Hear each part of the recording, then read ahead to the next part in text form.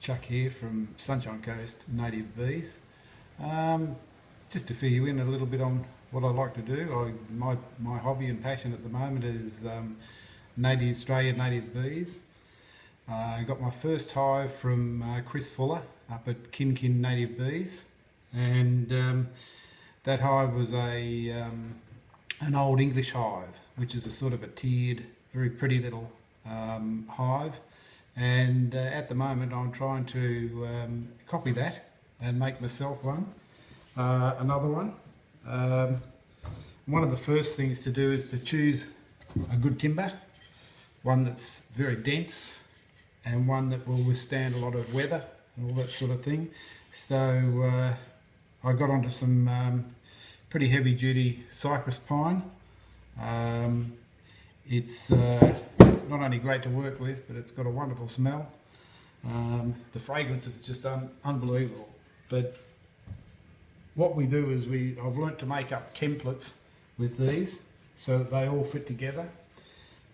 Firstly, by cutting the outside panel shape. Secondly, by beveling each edge so you get a mitered corner, and routing out a section so that it all fits together on top of each other. This one here is the base. Hasn't been routed out, it's flat, obviously early in its very early stages. This one here I have routed out, which is the second level up on the hive, which will fit on top. And then the next one that I'm working on gluing and putting together at the moment will go above that.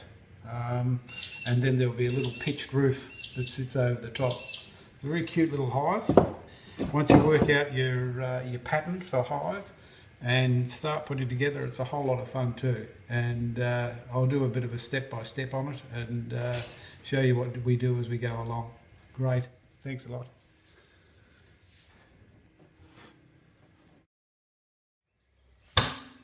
One of the things that we've got to use in this beehive, as I mentioned earlier, is a very dense, very weather-resistant timber, and this cypress pine is perfect for that use. The cypress pine itself is 120 by 30, so it's a nice, thick, solid piece of cypress. It's going to be great weather resistance-wise, and so on. So I just wanted to mention that again. The other thing that I didn't mention before was that in making these and putting these together, these sections of the hive, at this stage when I glue them all first, I use masking tape around the edges because it's a little bit more forgiving. Once you glue them in place, let the glue start to take. Once it's started to take, you can still get some movement out of it. So before screwing it all together and making it all very permanent, masking tape's great. Put it round. I do top and bottom on each section. Get it into place.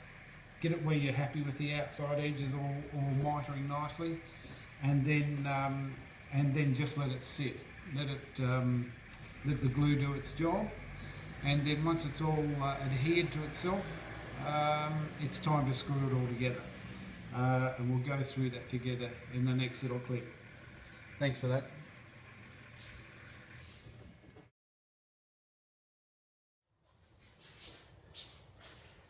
G'day, Chuck here from Sunshine Coast Native Bees.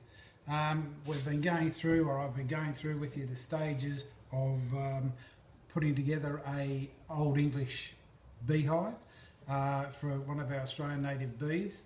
We use the bees that I have in my hive that I got from Chris Fuller up at Kin, is the tetragonula Hocking's eye. They're a little tiny little black bee. They've been great. The hive has been so busy, working very, very well.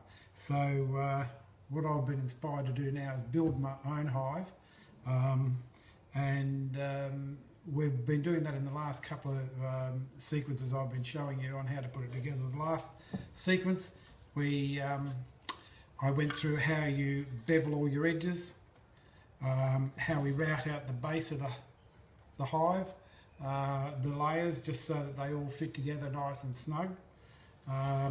And once I've got the layers cut, put together, what I do is I glue them as I went through in the last one, I glued them and then I masking tape them off so that they set.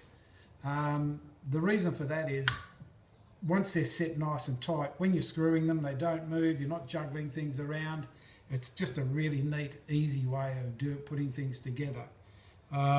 Since I saw you last, I've been screwing off these the last sections of the hive, countersinking them, and so that they've got a nice even edge. And what else I've done is I've put together the centre section of the hive. You'll notice that on the bottom of this, I've put two galvanised baffles. They're just to support the weight of the hive that the bees start creating inside there. And on the top, I've also put in a perspex viewing section in the hive. Once the bees are in there and it's full and they're working away, this gets virtually blackened right out completely because they like privacy, they don't like a whole lot of sunshine, and that just works well. But for a little while you can watch the bees and see what they get up to in there. The next step of the hive will be putting together a roof for it. So I'm thinking what I'll do is I'll put a little gabled roof on the top. I'll have to put a base section inside of here so that that's sealed. Likewise on the bottom of the actual bottom section of the hive, I'll put a base in that as well. So it's all starting to get sealed. And in the next section, in the bottom section here, we'll be putting a hole in, and in the back of the middle section will be a draft hole, which is only a little hole that just lets the circulation work through the hive. But we'll go through that.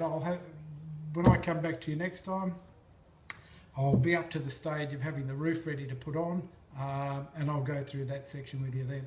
Okay, thanks very much.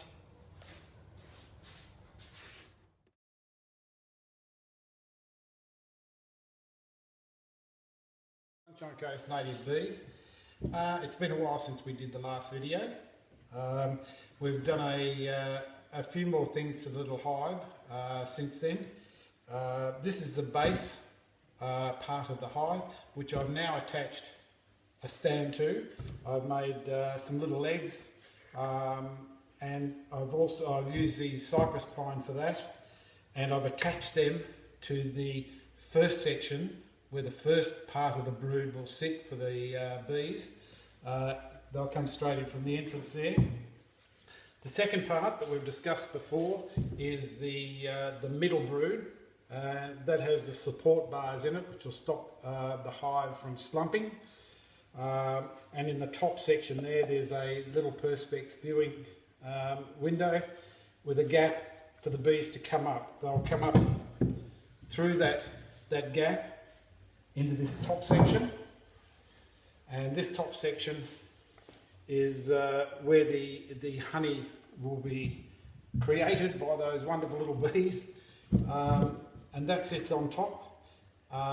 In the back of that top section, what I've done is I've cut out two little spots here and here, and those will enable me to put a big screwdriver in and lever this top section off, because the little bees will adhere that top section to the middle brood sections. There's also a little lid that I've put on top of that, which will just be handy for viewing, which is an additive. And then there's the top section. I've put a couple of lugs in here so that it keeps everything solid, and that slots on like that. And there we have the full view of our little hive.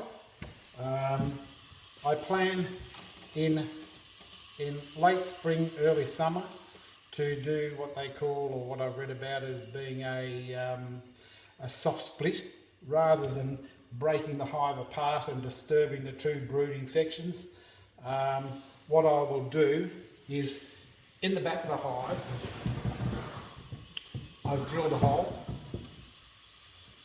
and in that hole I'll attach this piece of PVC piping, which has got a hole halfway along. I put that on there to protect it from the weather, and that will push in there and be secured into that section.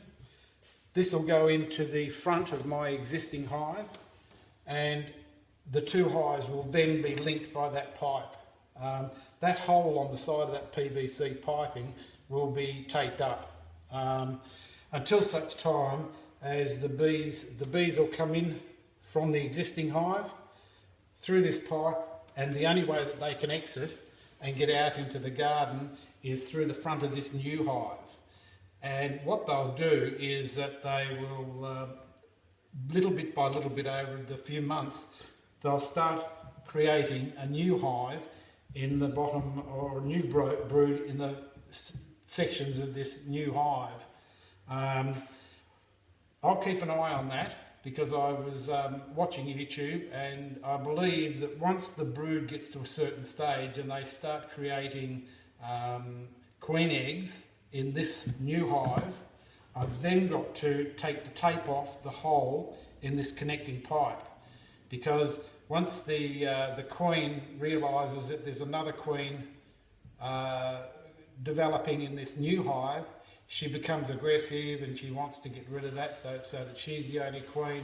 And by taking the tape off this hole in this connecting pipe, she then won't come across into this new hive, supposedly. So we'll keep an eye on that. That's the theory behind it. That's what I've seen on YouTube. So we'll take that for gospel, and we'll see how that works. My next step with this hive now is to paint it with a Dulux paint. It's an exterior paint. It's an off-white. I put through an email to Tim Hurd, and his suggestion was this particular type of Dulux paint. If you want to know what that paint is, that particular Dulux paint is, you can email me on sunnycoaststuff@gmail.com, and I'll gladly shoot you off a note of what that is. So it'll be a very interesting time anyway to hook this up and do the soft split with my existing hive. I can't wait to do it. I can't wait to see if we have a good result on it. And I think, judging from everything I've read and everything I've looked at on YouTube, I think we're doing everything pretty right. So we'll just wait and see. So the next thing you see from me will be when we connect this up to the existing hive and do what we call our soft split.